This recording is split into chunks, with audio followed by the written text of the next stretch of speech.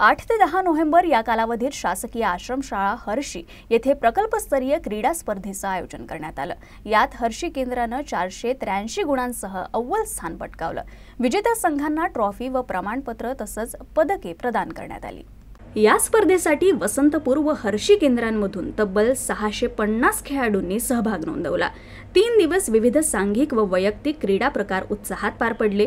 अमोल मेतकर यांच्या प्रयत्नातून जिल्हाधिकारी व रेल्वे अधिकाऱ्यांच्या सहकार्याने शाळेचे मैदान सपाटीकरण करण्यात आल्याबद्दल त्यांचे विशेष आभार व्यक्त करण्यात आले। 8 नोव्हेंबरला क्रांतिकारक राघोजी भांगरे यांच्या जयंतीनिमित्त गुणवंत विद्यार्थ्यांचा पुष्पगुच्छ व पुस्तक देऊन गौरव करण्यात आला। स्पर्धेच्या दुसऱ्या दिवशी केंद्रीय लोकसेवक आयोग 2024 मध्ये निवड झालेल्या प्रशिक्षणार्थी अधिकाऱ्यांनी भेट दिली। भगवान बिरसा मुंडा यांच्या 150व्या जयंतीनिमित्त जनजातीय गौरव वर्ष साजरे करण्यात आलं।